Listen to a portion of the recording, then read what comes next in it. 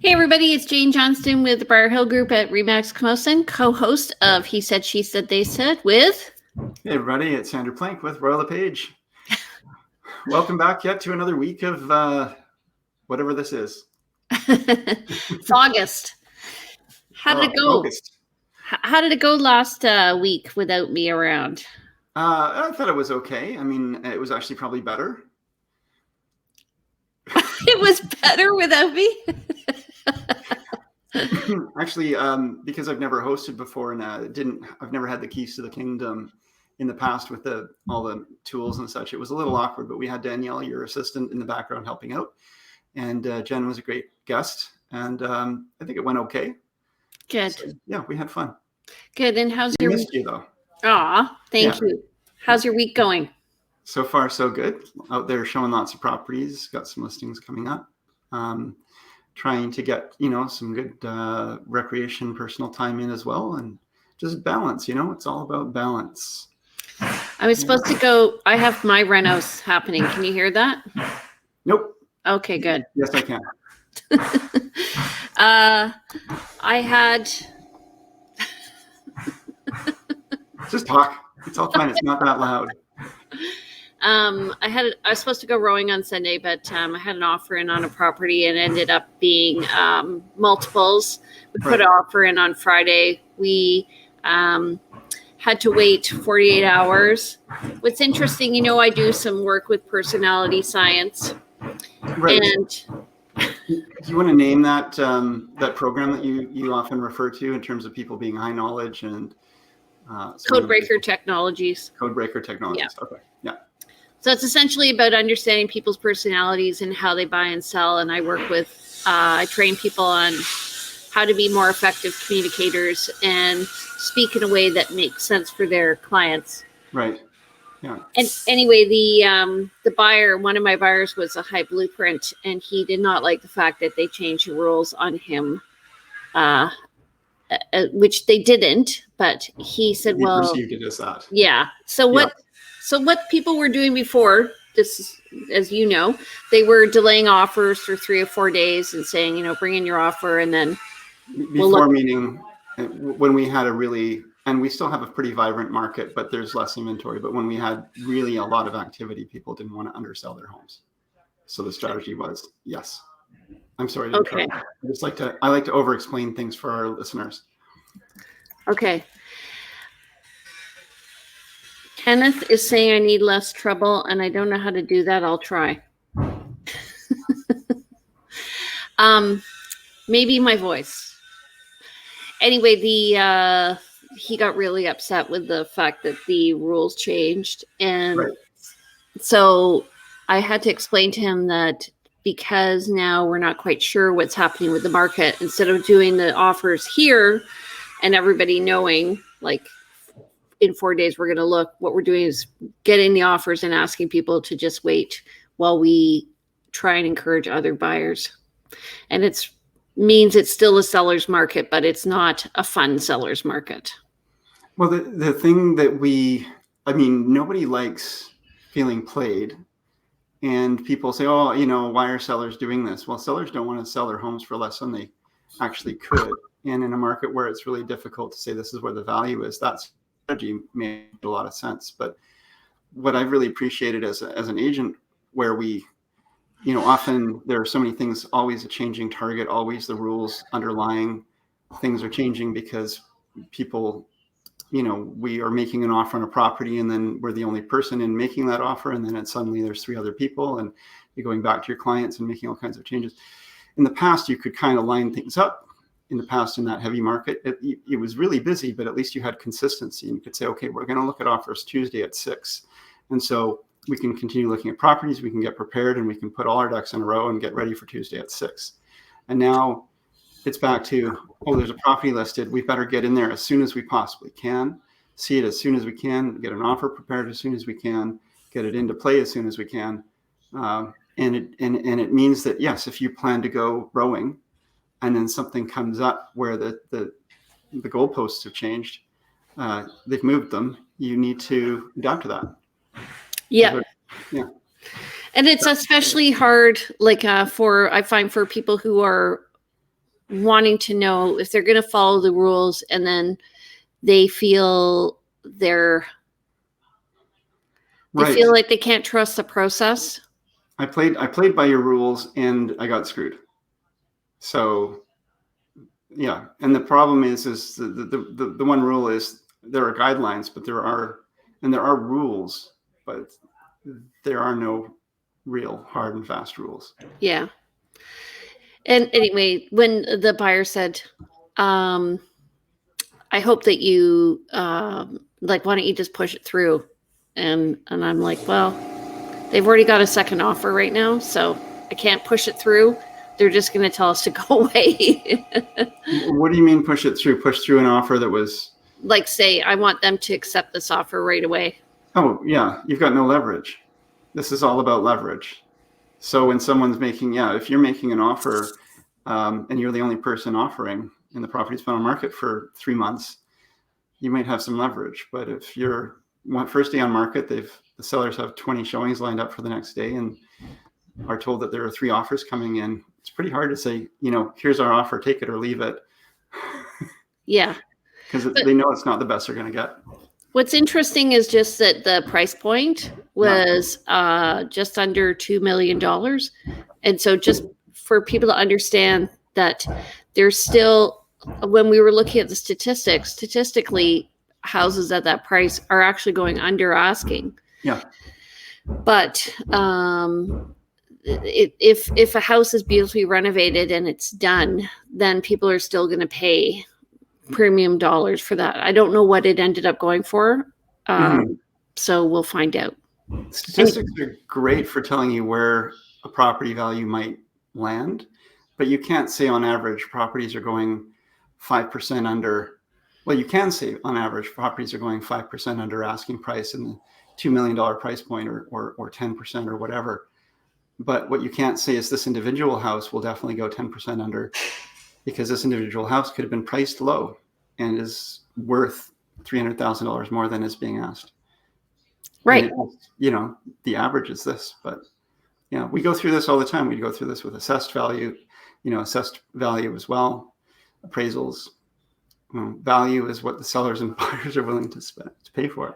Hey, so what are we talking about today? We're going to talk a little bit about some of the stats, and then maybe we'll talk a little bit about Strata and how Stratas tend to manage their ownership in terms of restrictions and uses.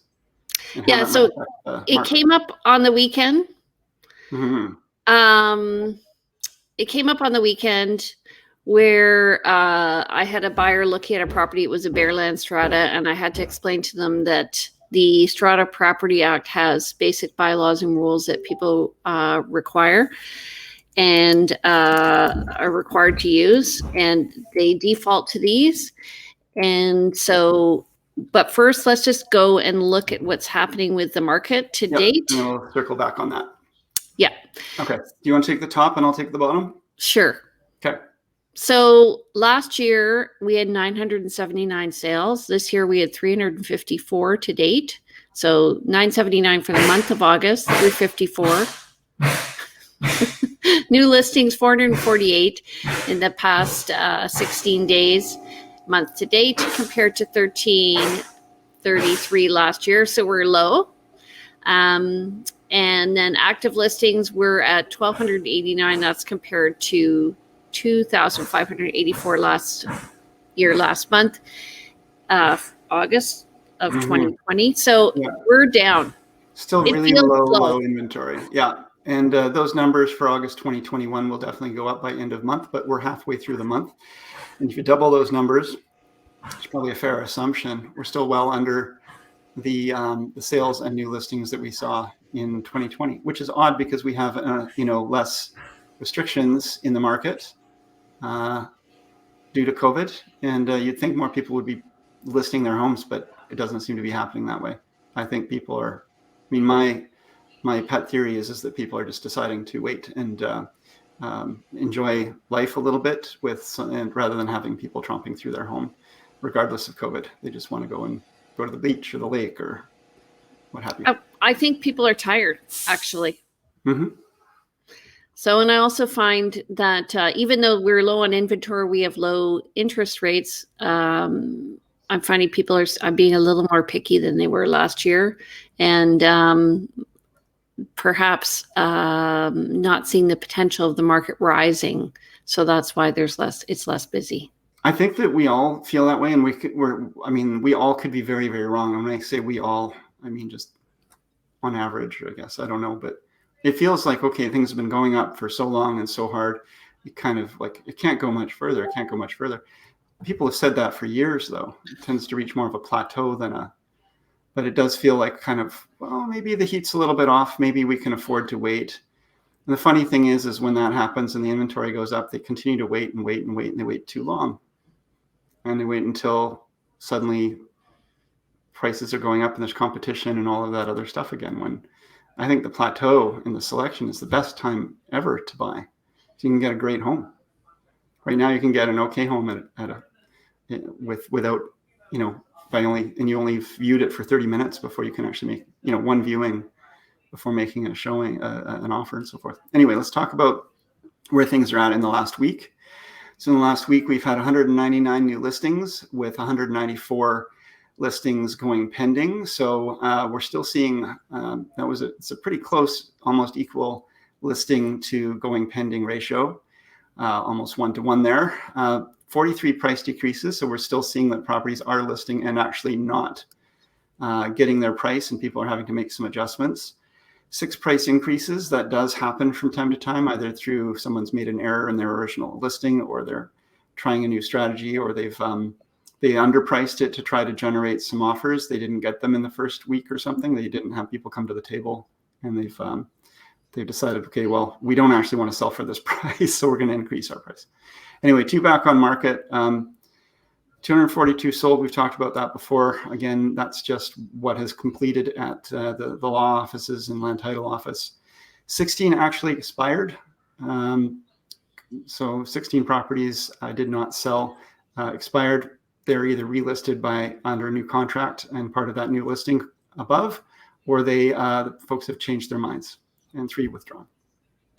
So right, and sometimes the withdrawals are happening because people are wanting to.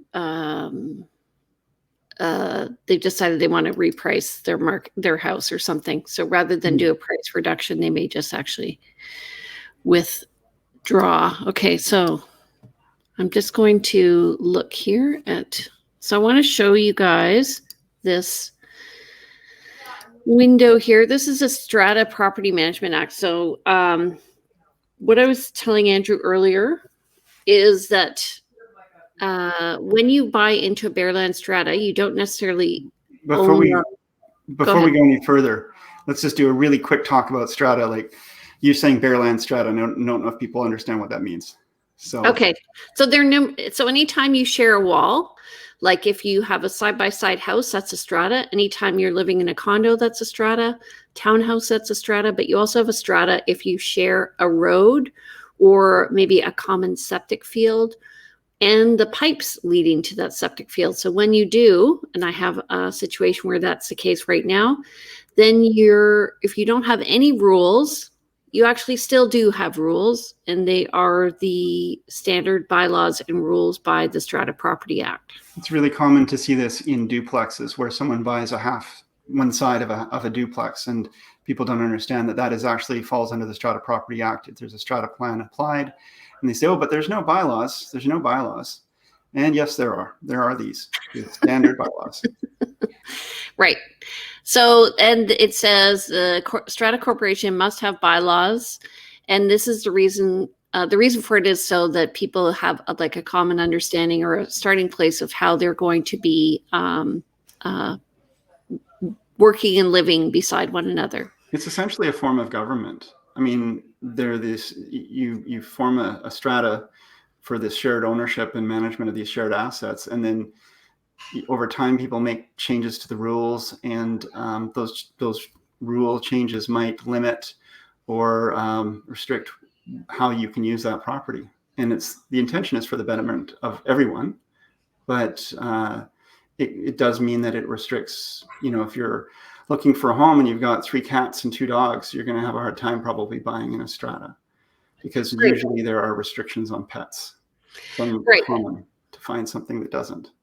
And municipalities also have restrictions on those. So there's can be certain areas, like I think you're not allowed more than 3 dogs. Yeah. So a bylaw that restricts the age, so that's one of the restrictions, can be age, that says it does not apply to people who reside in the strata lot at the time that the bylaw is passed and who continue to reside, so they are grandfathered. Yeah. Yeah. I sold recently a condo where the originally had not been age restricted. I think it had been, they sometimes have language in their bylaws which just say it's adult oriented, which is not anything legally enforceable. It's just to let people know that they prefer to keep it an adult oriented building, but there's no legal standing in that. But these folks bought this place for the daughter, and daughter moved in and was younger and had some friends coming to live with her and roommates and this and that. And I guess the ownership realized that they didn't really like this. So next thing you know, there was a 25-year age limit installed into the strata. And of course, this person could still continue to live in this unit and continue to be there because they were grandfathered. But the moment that unit is sold, it can't be sold to someone who's going to have an under 25 living in there. Yeah, and I just want to say that what that does is it restricts the market, and it also restricts your financing, because CMHC has a problem with that, because all of a sudden you're taking, about a quarter of the market out. Yeah, you're restricting. If you have, exactly, if you have folks who either have kids or want to have kids, or they're under 25 and have, family money coming, let's say if that was the age restriction, you're not going to be able to sell to those folks. And so there may be a small subset of the market that says, well, I only want to buy in a property that does not have kids because I hate kids. That might be what you get. And so you might get a bit of a bump in that small subset section, but it's not going to equal by any means the number of folks you're going to lose. And when you add that to, when you add pet restrictions, and maybe they don't allow barbecues, maybe they do allow smoking. What's the other major one? I'm blanking. Rentals. Rentals is another one that's really common to see as a restriction. And then the other one are dogs and cats. So the basic rules are 1 dog and 1 cat. And a lot of people move in, they have 2 cats. And so all of a sudden now, so this is the case on the weekend, we were looking. I talked to the neighbor. I said, hey, so I'm just wondering what your rules around dogs and cats are. And he goes, well, we don't have any rules around dogs and cats. And actually, in this case, what they'd done was they had a building scheme instead of strata bylaws. Mm-hmm. And the building scheme said stuff like how many people could park and whether or not they could have RVs and all of that. Very common. So, but when we were looking for bylaws, nobody had them. So, but as a result, because they had no bylaws and these people had 2 cats, they couldn't buy in there because it wasn't established. So it's really, really important that you get these things set up. Yeah. And a lot of people don't understand, and they may buy a property through, privately or through without representation. They don't understand.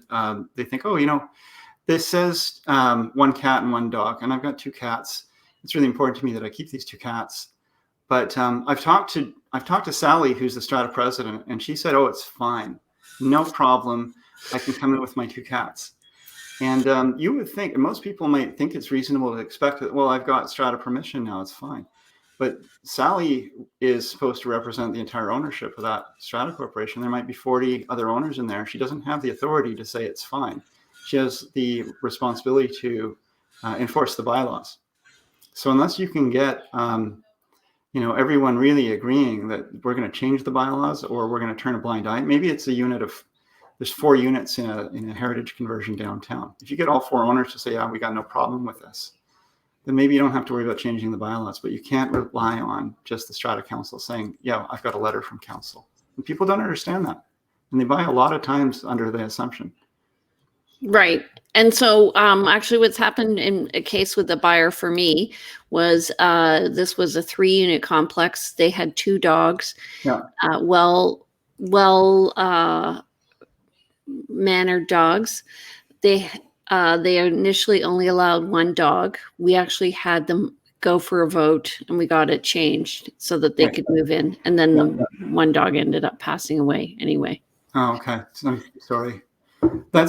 That is hard though. That's a really hard hurdle to overcome because, you know, when a property comes up on market and you want to go through it as a buyer, as the buyer's agent, the strata has no responsibility to us, the buyer or the buyer's agent. They have a responsibility to the owner and the owners in the strata. And they, and same with the property management company. And when it comes to asking them to try to change those bylaws for us, you really have to get into a point where you've got an accepted offer. It's conditional on bylaw change. And then you have to get everybody together for a special, bylaws require like a special general meeting or an AGM for a change. So that's there's a lot that has to happen in order for that bylaw to get changed and then registered at land title office. Right. And they need, is it 75%? 75% for a bylaw change. It's not just a majority rule. So when you've got that level of, you know, when you've got that kind of level and in this kind of market where, you know, if I don't sell it to you, I'll sell it to you, I'll sell it to you. Somebody comes in and says, I want to buy your place, but I need to have 2 dogs. Somebody else says, well, I'll just buy it. Okay. It's sold. Yeah. So it's really, it's a matter of where the shift is in the power of the market. So in a slow market, the seller will work with the buyer to see if they can actually change the rules and make things happen quickly. But in a seller's market, they won't do that. Yeah. That's what you're saying. Yeah. And I just want to go back to we started this conversation talking about bare land stratas. And the thing is, what a lot of people, when you look at a house on a street, a lot of bare land stratas just look like a regular house, a regular single family dwelling. You wouldn't expect to come across bylaws in this kind of home where you buy it. Some of the hints might be it says private lane, or the, you know, it's a little cul-de-sac with all houses built in the same era. That's some hints that it's a bare land strata subdivision, as opposed to subdivided properties with individual city lots. But yeah, you've got to really look at this stuff because they look like apples and apples, but they're not. They're apples and oranges. Well, and also just to confuse things, you have to look at the strata property plan, because sometimes it's showing the road and it shows the lots. That's a bare land strata, but sometimes it has the outline of the houses on those lots, and that means it's actually a townhouse. It's considered a townhouse. It's more of a townhouse complex, yeah. So the real differentiator between a bare land strata and a townhouse or condo, strata, is that with a bare land strata, you buy that bare land only as part of a strata lot, and you share those other common bits. And so when you build something on it, you're responsible for its upkeep. You need a new roof, you pay for a new roof. You need new windows, you buy new windows. When this strata complex is made entirely, you buy a finished product and there's a house on it, and it's showing on the strata plan as the footprint of the house there, then that's part of what the whole strata that you're buying. And so the exterior walls and so on and so forth is all strata responsibility, and you're paying strata fees for that. And yeah. So when we're looking at condos or houses, or I'm thinking 4/10s in Souk, which are 4 homes sharing 10 lots. They're actually townhomes there, but they don't run that way. So there's the culture of the community. There's also like the practicality of the community.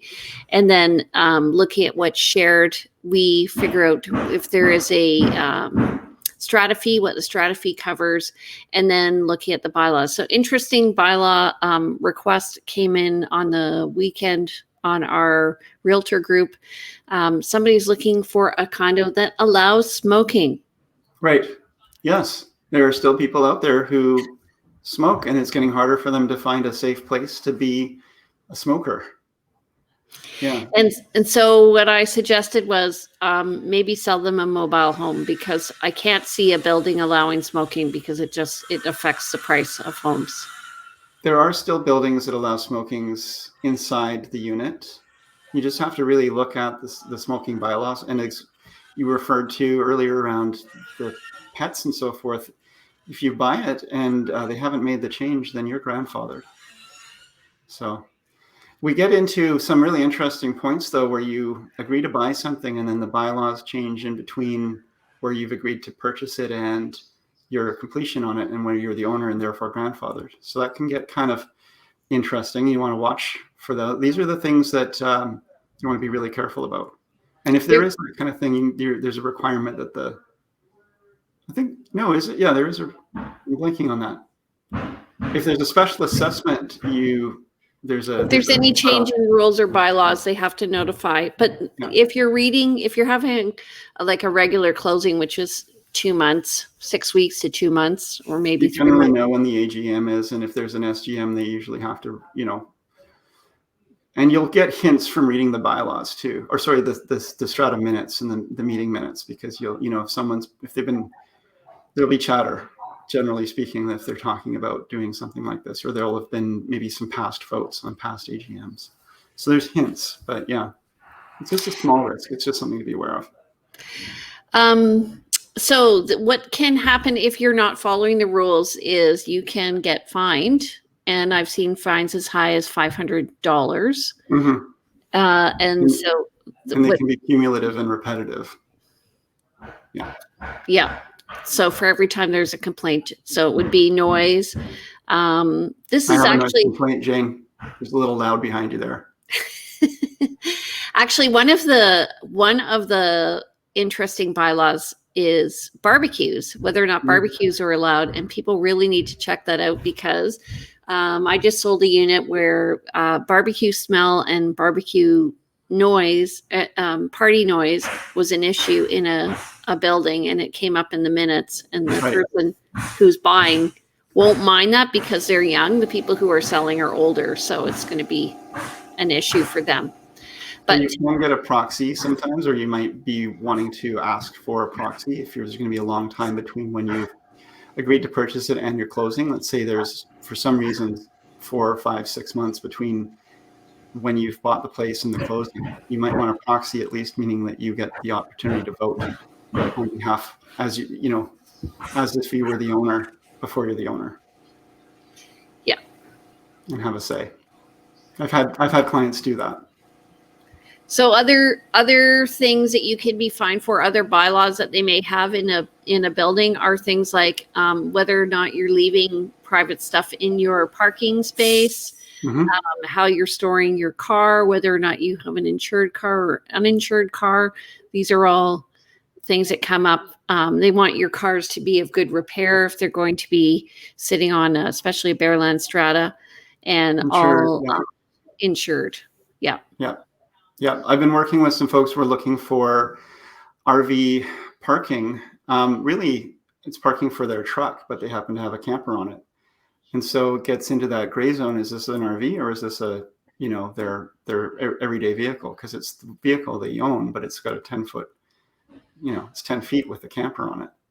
And a lot of these townhouse complexes we're looking at have restrictions on RVs. And so it's very frustrating, because the intent is generally not to have the 30-foot RV that's, parked there all the time. But if it didn't have this camper on it, it would be fine. But the camper makes it an RV. We're having a lot of trouble with that. Yeah.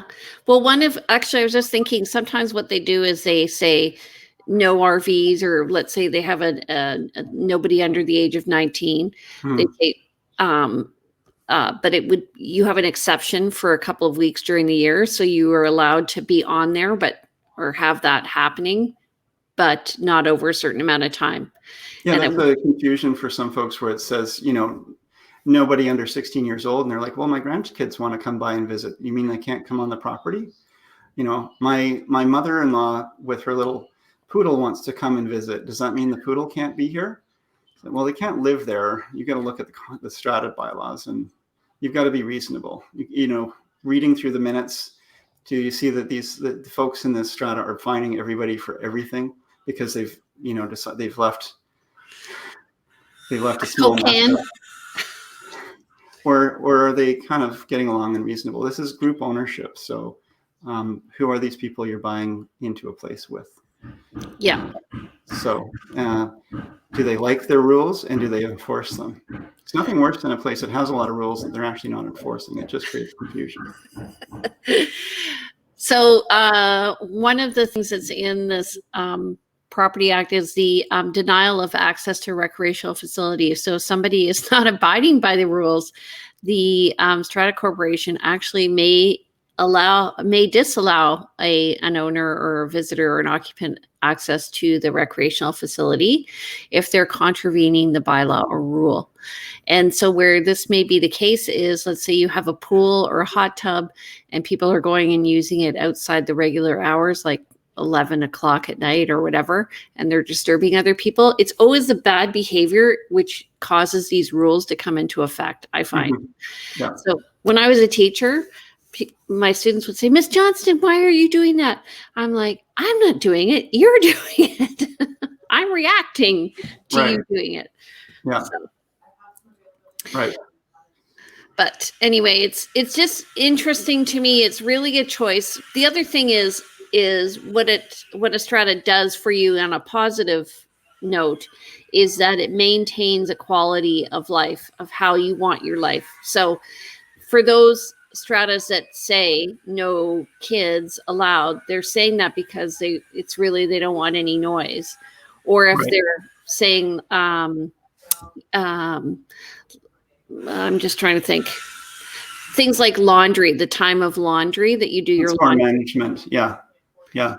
And those are reasonable and understandable kind of bylaws. And then, certainly I find the age restrictions are an interesting one. Rentals is a big one. You get a different mix in a building if it's allows rentals versus doesn't allow rentals. And there are buildings downtown now that, they might be zoned for short-term, but they don't allow short-term rentals. There's all kinds of subtleties to these. But if you buy a place, here's the thing though, you might buy a place and think, I don't plan to have kids, but you're a young couple and then a kid comes along. You're going to have to sell your place if they're not going to change the rules. And there are examples of people who have bought into condo buildings and had children, and the strata has fined them repeatedly because they're in contravention. And you could buy a place also that allows children. Allows rentals, and you buy it to live in it, but you bought it because you want to maybe at some point in your life travel and have the option of renting. And then the bylaws change and you've lost that opportunity to rent it, and it affects your use and value. So you want to look at the mix in the building. If it already has quite a few rentals, it will probably continue to have a lot of rentals. Yes. But you would be grandfathered in if you owned prior to that rule changing. But yes. Rentals, well, yes and no. If you are not renting it when you own it and you're living in it, but you plan to rent it in the future because you want to go traveling, and they change the rules on you, you're not currently renting it, so you're not grandfathered. Now there are certain, it depends on the age. This gets into some subtleties. It depends on the age of the building and what the developer's disclosure statement says. Yes. But for certain buildings, you're not protected. I think this all goes so a few thoughts. One is, first of all, get a property manager to help you because they should be aware of what standard bylaws and rules are regarding stratas, number one, and how they should be enforced and how your meetings should be run and what's reasonable and unreasonable. And then number two is talk to your realtor, because your realtor should be able to tell you what's going to affect your resale value and your investment. Like a lot of people have bought into transient accommodation in downtown Victoria. Yeah. But the fact is that in those cases, the bylaws allowed for it, or the zoning allowed for it, and then the bylaws changed. And so people then were no longer allowed to use the building for that purpose unless they were grandfathered in. And the reason why they changed those rules is because of the bad behavior of the people who were visiting, not because of the owners. Or maybe the owners weren't, monitoring it. But just ask those buildings actually that still have the transient accommodation, they have wide open pet rules and all this stuff, have great resale value, because if you look at the market, everybody fits into that market. Yeah. But an older condo which has a lot of rules, all of a sudden they're not allowing pets. All of a sudden they're not allowing people under the age of 45 and all this. It really shrinks the market. Yeah, it's a very specified market, and you see a lot of 55 plus buildings, which are specialized, old For age seniors. Yeah. seniors, which we're getting close to. But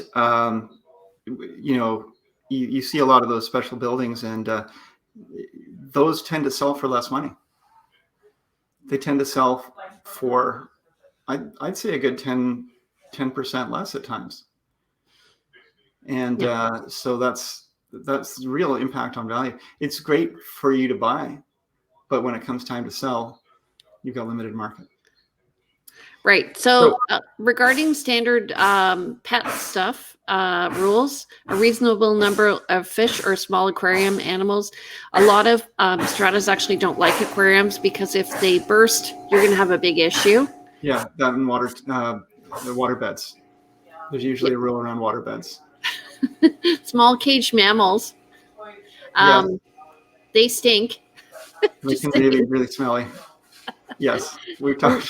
Yeah, 2 caged birds. So they're kind of looking at what's reasonable for somebody wanting pets. And you could, in theory, have, aquarium, some caged animals, 2 birds, a dog, or a cat, and you have a menagerie already.